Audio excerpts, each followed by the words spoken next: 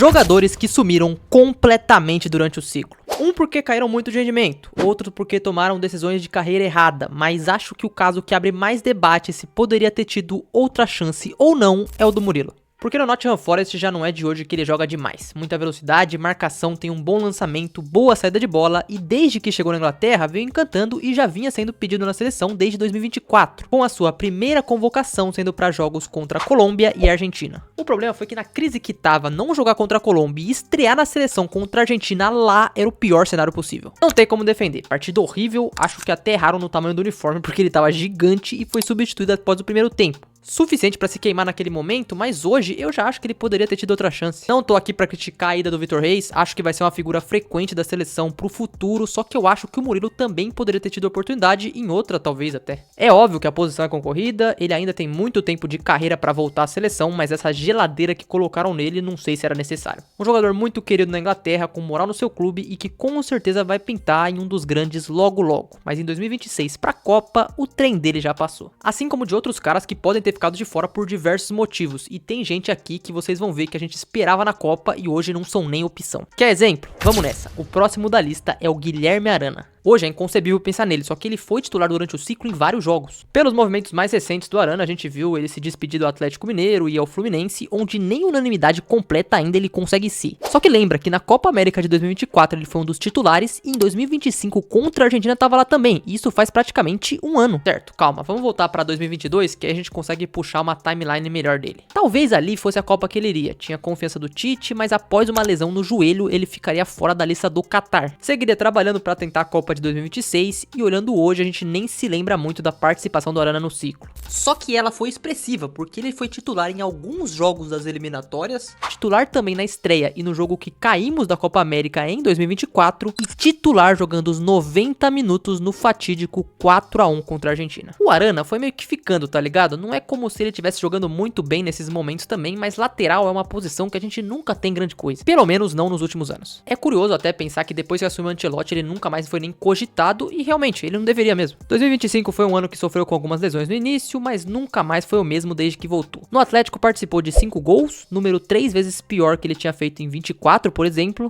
E esse jogo contra a Argentina que marcou a despedida do Guilherme Arana. E pra ser sincero, meio que ferrou muito mais gente, inclusive os próximos da nossa lista. Vamos voltar pra Premier League, pra uma dupla, João Gomes e André. Dois que em algum momento foram titulares e hoje eu acho que não tem ninguém que quer eles na Copa e dificilmente eles vão estar. Até porque nos piores períodos desse ciclo, os dois estavam jogando, tanto com o Diniz, com o Dorival, e eu coloquei eles juntos porque a história dos dois é bem parecida. Primeiro João Gomes porque cronologicamente faz mais sentido eu falar dele primeiro. Se liga. 2022, no Flamengo, o João Gomes se tornou titular, foi importantíssimo pro título da Libertadores e da Copa do Brasil. Só que quando rumou pra Europa, escolheu o Wolves. Lá até é titular, tá? Mas joga em um time que esse ano, por exemplo, é o lanterna absoluto da liga e na seleção jogou a maior parte dos minutos de uma das piores Copa Américas da história do nosso país. Se isso não jogar contra ele, eu não sei mais o que joga. Agora o André, a história é bem parecida, só que no caso dele, ele começa no Fluminense. E o cara era fundamental pro sistema do Diniz, tanto quando ele fazia saída de bola, tanto na parte física, e foi até muito por conta da ajuda dele que o técnico chegou à seleção. Dos dois lados, porque foi com o Diniz que o André começou a ter chances como titular e cada vez mais se consolidar no meio campo do Brasil. Demorou um pouco pra ele sair, só que depois de um tempo a ida pra Europa aconteceria, só que assim como o João Gomes, ele foi pro Wolves. Aqui, aquela teoria do Gabigol de que brigar pra não cair na Europa não vale a pena entra em cena, porque os dois podiam ainda estar jogando no Brasil e ainda tá no radar da seleção. Óbvio que eu entendo eles irem pra Europa, só que o Wolves é um barco que tá afundando e tem muito menos holofote eles estando lá.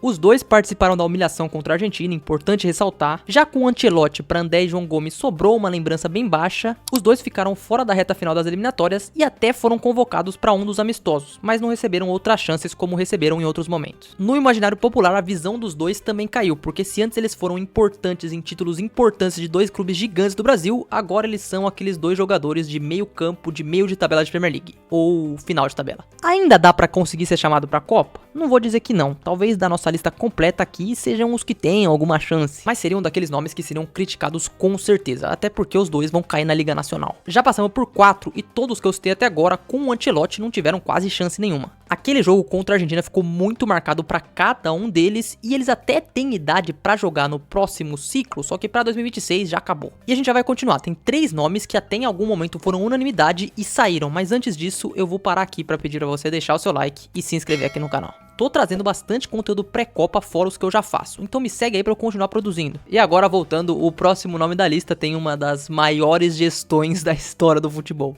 Ele mesmo, Gerson.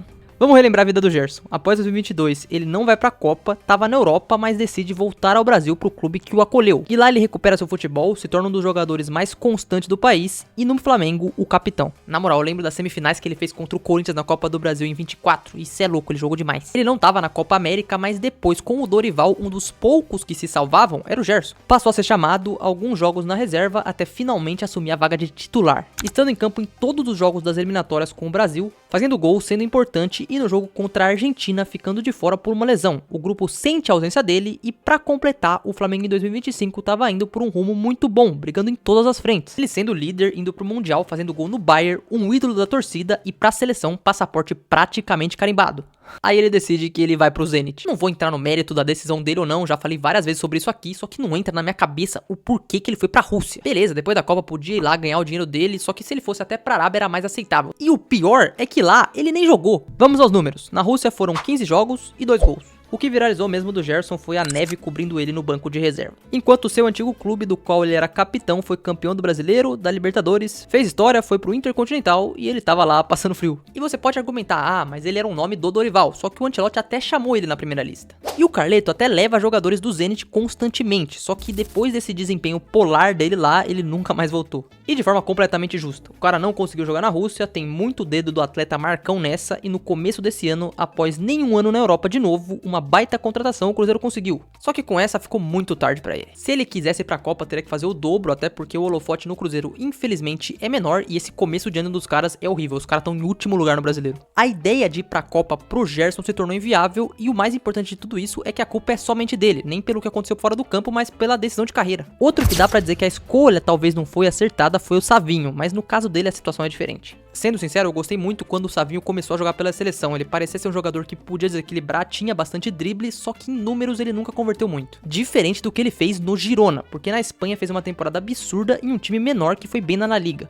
Na temporada 23-24 fez 11 gols e 10 assistências em 41 jogos. Tanto que ganhou a vaga merecida na seleção, virou figura constante do Dorival e foi pra Copa América. Tava na hora de dar um passo à frente, só que ele foi pro City. Em determinado momento até foi bom, tá? Só que aos poucos foi perdendo espaço, é um jogador que tem minutagem, entra bastante no time, mas não é titular. Ou seja, pro Savinho ir pra Copa agora, sendo que nunca foi chamado pelo Ancelotti, é impossível. Teve a chance de ir pro Tottenham em um momento, decidiu não ir, e o mais curioso de tudo é que o último jogo dele pelo Brasil também é aquele contra a Argentina. Fora que a posição dele é bem ingrata, porque até jogadores que estão indo bem provavelmente não vão. Por exemplo, dá pra citar o Antony, que tá numa situação bem melhor que a do Savinho, e a verdade é que a parte da frente do Brasil é a que tem mais jogador. Mudando de assunto, se olhar pra centroavante pode ser pior, porque ali mesmo quem tá brincando de fazer gol deve ficar de fora também. E assim a gente entra no último nome, que é carta fora do baralho pra esse elenco do Brasil. Último, vai. Vamos pro Flamengo falar do Pedro. Pô, pensei aqui, tem João Gomes, Gerson, Pedro, bastante cara com relação com o Flamengo. E o caso do Pedro é, além da concorrência, uns problemas meio pessoais, porque ele começa o ciclo muito bem e depois tem uma queda grande. Seria um jogador com vaga nas eliminatórias e parte do grupo da Copa América, mas ele tem uma grave lesão no joelho, inclusive que foi na seleção. Aquela temporada de 2024 ele tava jogando demais, seria o artilheiro do Brasil e era cotado pra ser titular se estivesse bem. Aí quando ele volta em 2025, ele vai bem de novo, só que surge a polêmica com o Felipe Luiz. O tempo provou que o Felipe tava certo, só que como a gente sabe, o Pedro é craque de bola, então ele voltando pra campo, ele ia jogar e ia desempenhar. É só lembrar do final de 2025. O cara perde a reta final, mas por exemplo, em Brasileiro contra o Palmeiras foi genial e decisivo.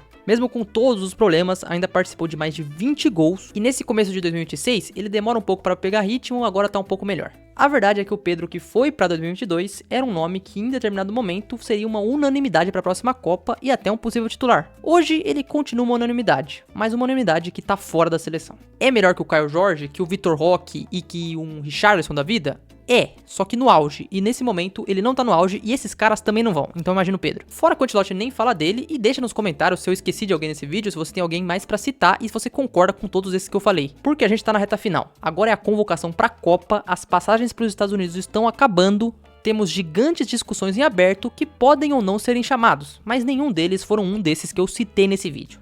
Até porque os que eu citei aqui foram só os que desapareceram de forma merecida ou não durante o ciclo.